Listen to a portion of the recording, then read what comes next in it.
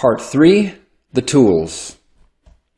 Chapter 8, Chinese Medicine Demystified. The first practitioner of energy medicine is you, the one who inhabits the body being cared for.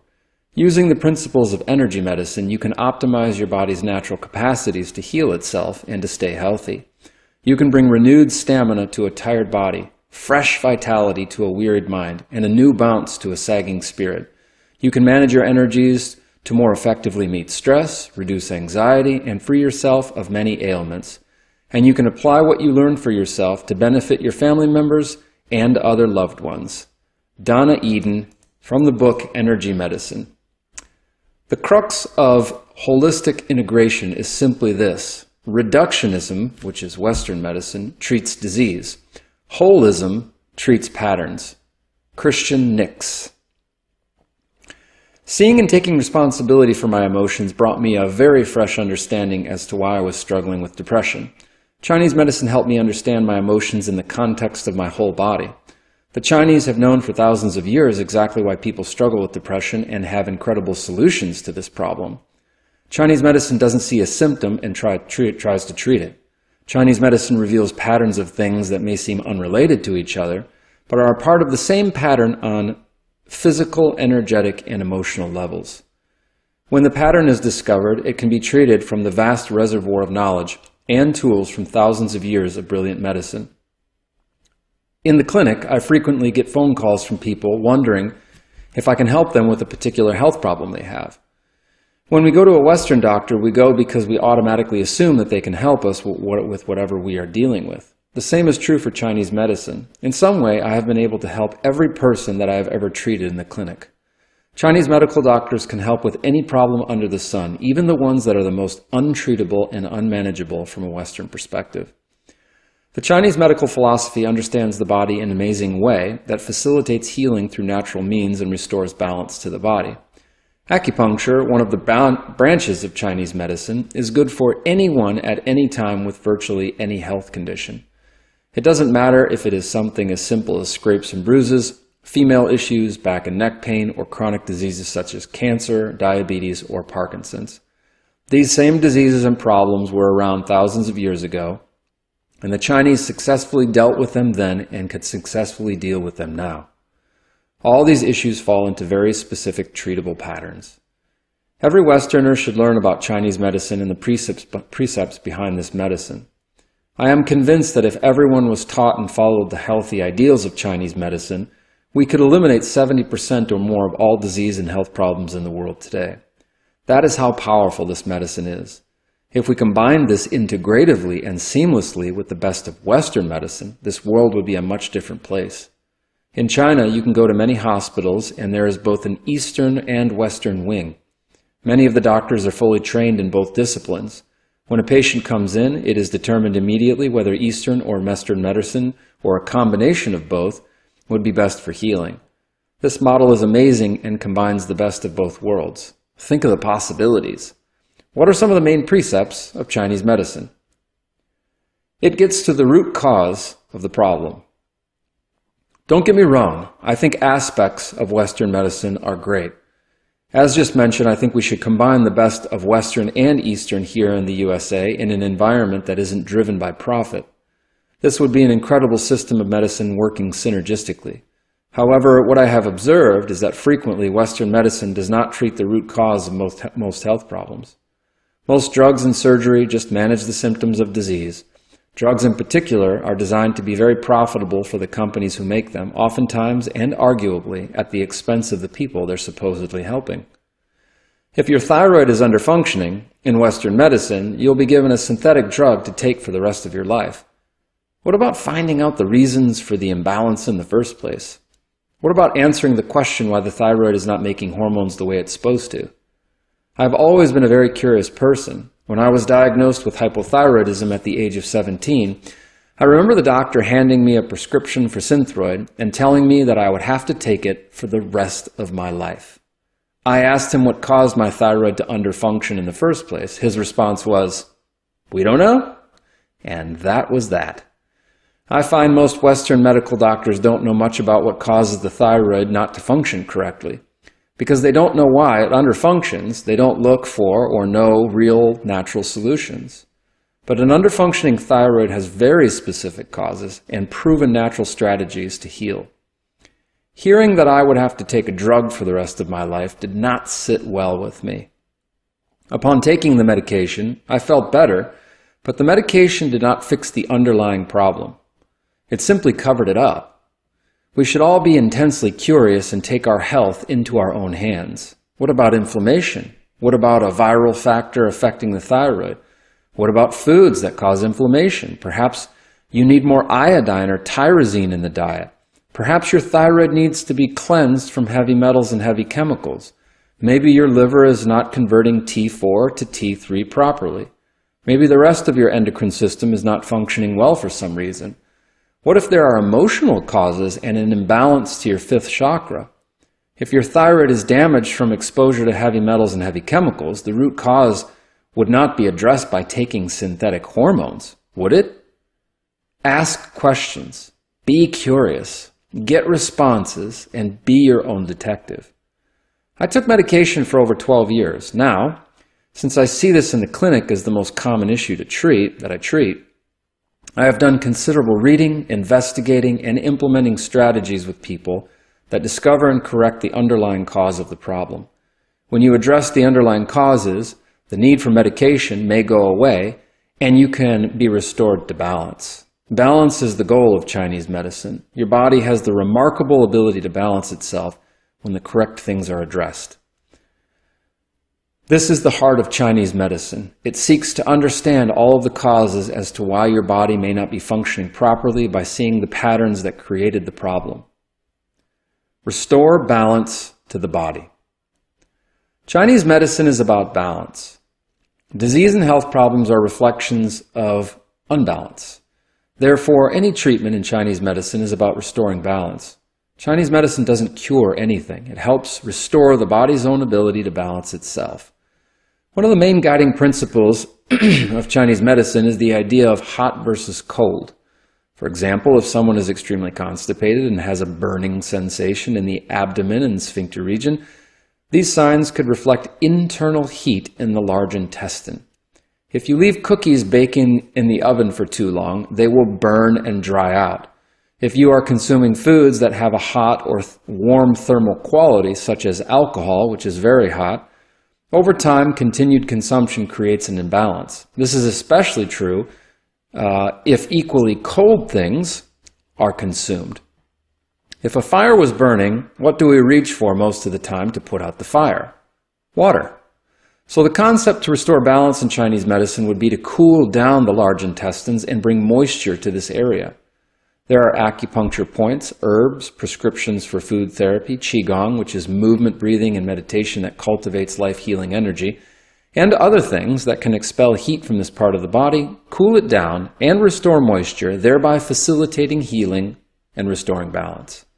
In this case, each modality that is present in Chinese medicine can serve in some way to put out the fire. Chinese medicine is brilliant, and while the medicine can seem quite complex, the guiding principles are very simple. If something is cold in the body, heat it up. If something is too hot, cool it down. Chinese medicine treats the whole person, body, mind, and spirit. If you just treat the body and leave out the mind and spirit, healing is incomplete. Unfortunately, Western medicine focuses mostly on the body.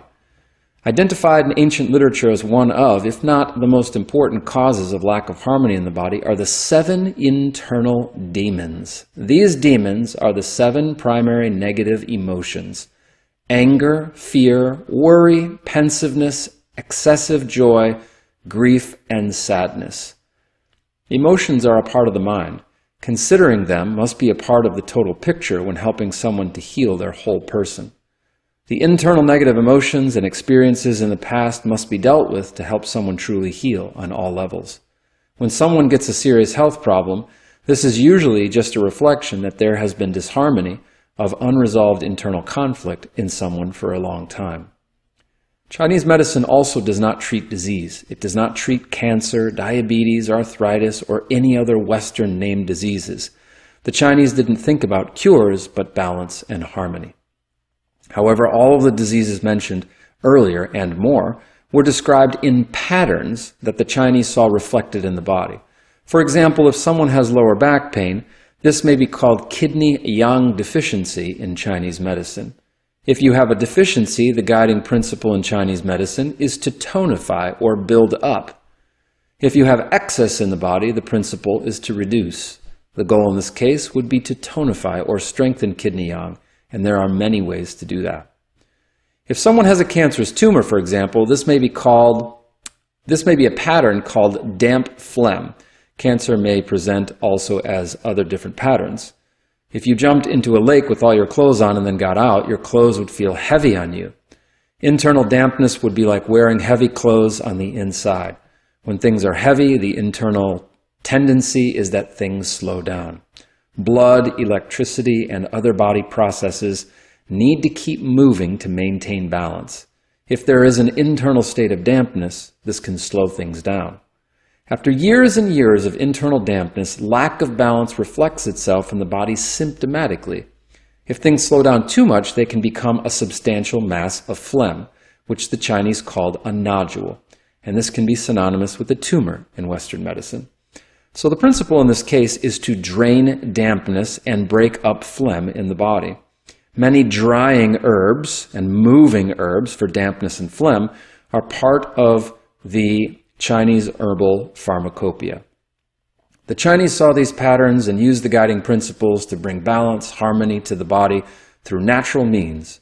It is not in the Chinese medical vernacular to say someone is cured of anything, but it is a part of this medicine to say balance has been or can be restored. Lack of disease is balance. All symptoms in the body fall into very particular patterns in Chinese medicine, and any pattern that presents in the body can be treated.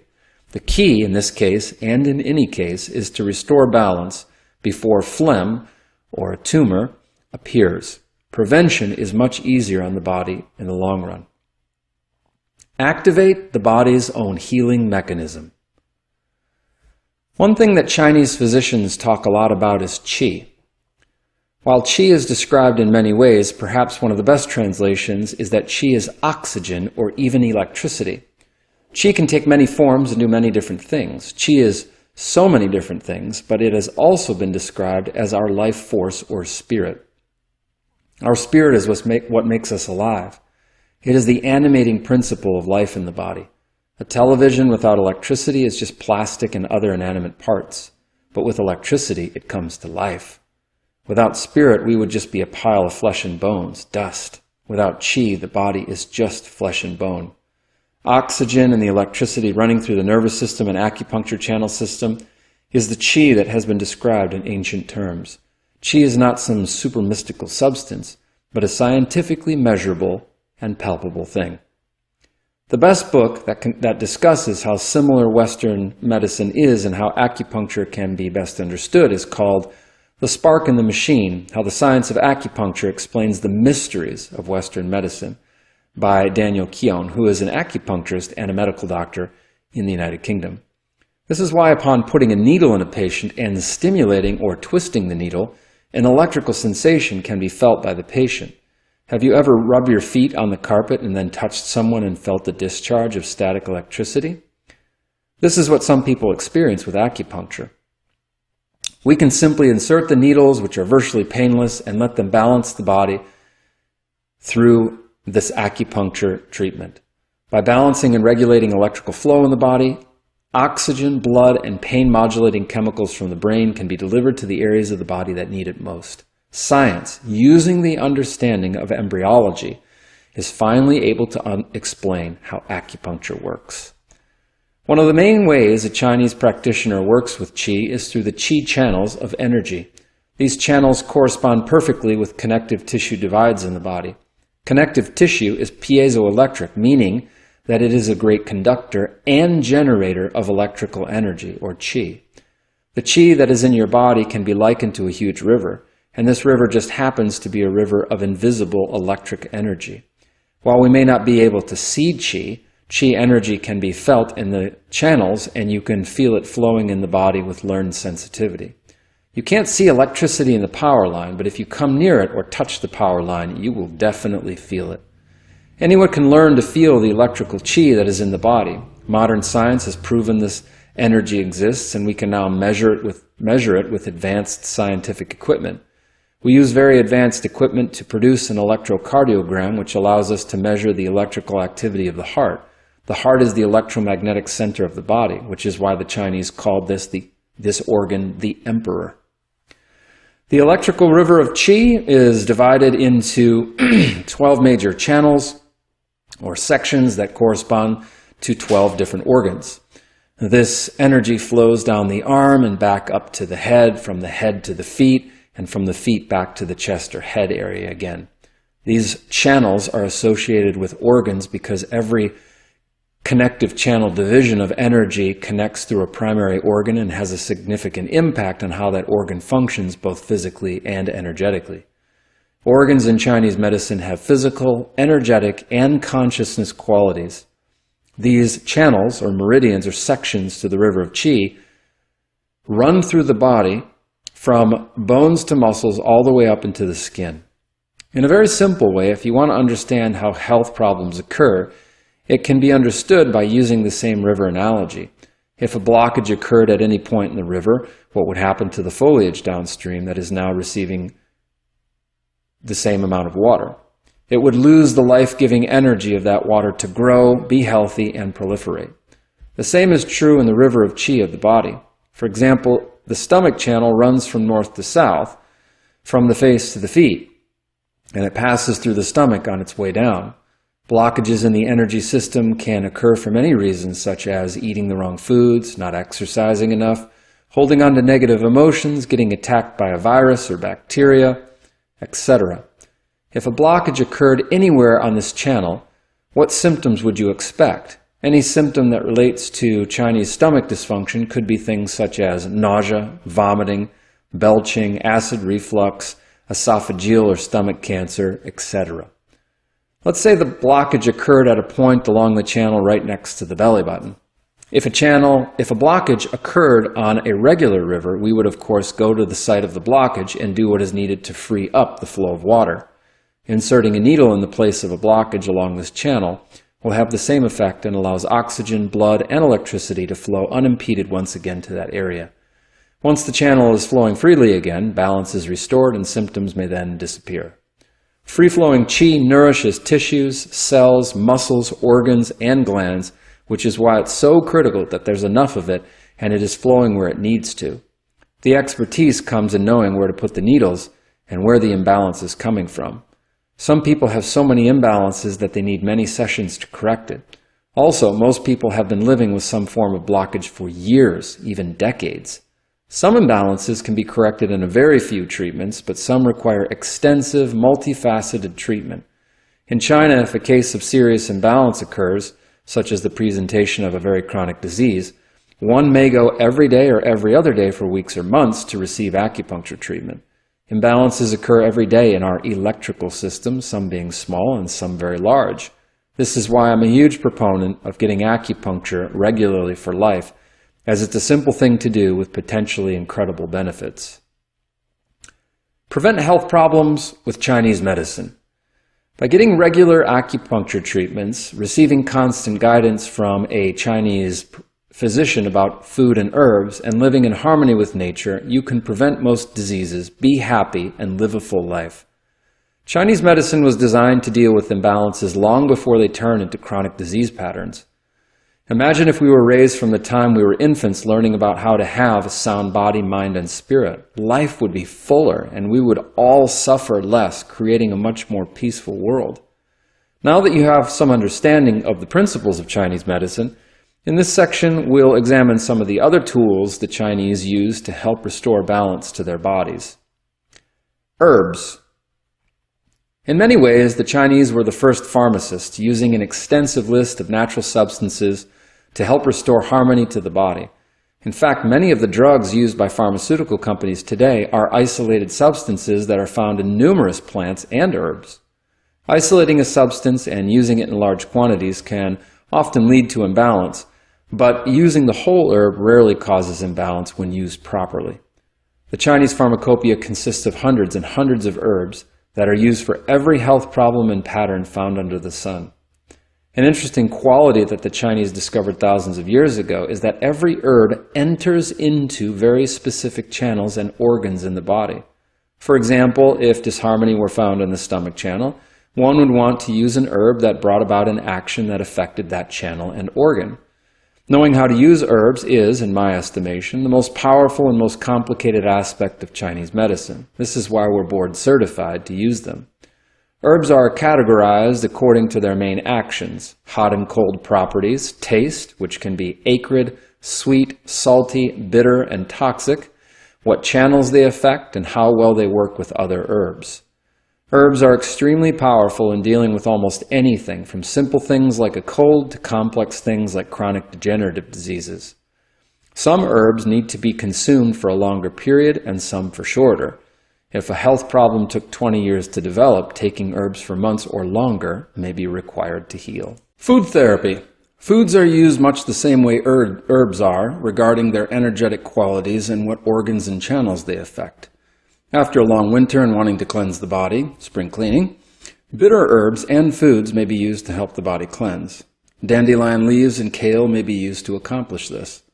If the body is cold, spices such as cayenne pepper, cinnamon, nutmeg, or curry may be used to warm the body. Certain foods are used to balance many different conditions in Chinese medicine, including dampness, qi deficiency, yang deficiency, yin deficiency, and blood deficiency. They are also used to target specific organs, such as building kidney essence, soothing the liver, or strengthening the spleen. Foods can be used to strengthen any part of the body. The Chinese knew thousands of years ago about the energetics of food. I see 19 out of every 20 patterns in the clinic today related to blood or yin deficiency. So I rely heavily on food, herbs, and acupoints that strengthen blood and yin, especially dark green leafy vegetables and foods that are red in color. Tui Na. Tui Na is more than just massage. Some people think that Tui Na was the original form of chiropractic, helping the body to realign structurally. Tui Na uses the hands to stimulate the flow of electricity through the meridians. A Chinese practitioner understands where the flow of energy goes in the body and works with that flow to restore balance. Moxibustion. Moxibustion, moxa for short, is the dried leaves of mugwort that can be placed on the ends of needles or used separately to be burned over the body. It is used especially in cases of cold in the body or when we desire more blood flow to certain areas. This warmth stimulates the body to restore proper qi and blood flow. Cupping. Glass, plastic, or bamboo cups are used to create a vacuum on the skin, which increases blood flow and circulation. If you watched the last Summer Olympics, many of the swimmers had red or purple circles around their shoulders. In Chinese medicine, when someone has pain in the body, this is often referred to as blood stasis or blood stagnation. This means that blood is not flowing properly to or around a particular part of the body. By using cupping, blood is forced to move so that fresh blood can circulate through an area. When fresh blood comes to a part of the body where it has not been flowing well, pain generally decreases. Most people love getting cupping done on them. Emotions become causes of disease. Of course, affection and emotions definitely affect all the other organs too, energetically and physically, but it is only the mind that actually recognizes and feels them. For example, anger affects the liver, but the liver cannot feel it because it does not house the mind. Only the heart can feel it because it houses the mind, which is responsible for insight. It is for this reason that all emotions eventually affect the heart in addition to other specific organs, and it is in this sense that the heart is the emperor of all the other organs. Giovanni Maciocia from Foundations of Chinese Medicine. Qigong, Tai Chi, and Meditation. Qigong, Tai Chi, and meditation work on the mental, emotional, and spiritual aspects of Chinese medicine by utilizing breathing exercises and specific movements to become more aware of the body. Most people are not as aware of their bodies as they think they are. Qigong and Tai Chi provide substantial benefits to health. For example, throughout any given day, how many times do you actually take a deep diaphragmatic breath? Most don't take even one. Most spend their entire day taking very shallow breaths. Modern science has proven how powerful breathing promotes health. In addition to taking deeper breaths, the added element of staying singly focused on the breath is a practice of meditation. The goal of meditation, among other things, is simply to pay attention. It is also encouraged to foster awareness of the peace we all carry within. Try to sit and meditate and not think of anything, focusing only on the breath. Most people can't go 5 seconds without their mind wandering and thinking about something else. We have so much difficulty quieting the mind in our chaotic world today. If one is calm, peaceful, empty, without desire, then true chi follows. If essence and spirit are protected inside, from where can illness come? If one is at rest and there are few desires, the heart is in peace and there is no fear. Wan Dine Jing Su Wen. By meditating, we realize how much of a slave we are to our minds and the constant barrage of thoughts we have. Inner peace and stillness are about what the Chinese have called no mind, which is the same as the peace that passes understanding within Christianity. No mind is the same as be still and know that I am God. How can we experience the divine essence within if our mind is constantly chattering? The stillness within us is God. God is not the barrage of thoughts. God is peace, tranquility, and the utter stillness between our thoughts. God can be found more within as the mind goes silent. How many of us would love to be able to just shut off our minds? I know many people who have problems sleeping and would love to shut their mind off. Those who keep their minds unimpaired within, externally, keeping their bodies unimpaired. Ni Ye, original Tao, inward training. Meditation is comparable to learning a new sport. At first, you might be horrible at it. You don't become the #1 player in the world in a certain sport by playing once a month. Athletes train every day for hours to become the best at what they do. Meditation is exactly the same. It must be practiced constantly and continually for full benefit. The paradox is that you are practicing to not do anything, but simply to be aware of being itself. Luckily, if you meditate for an hour per day for 60 days, you can start to see huge shifts within a very short period of time. To live long, people should take care not to worry too much, not to get too angry, not to get too sad, not to get too frightened, not to do too much, talk too much, or laugh too much. One should not have too many desires, nor face numerous upsetting conditions. All these are harmful to health. Susi Miao, 7th century Taoist doctor. Using Qigong, a Chinese practitioner can use his or her intention to guide the flow of energy in someone's body.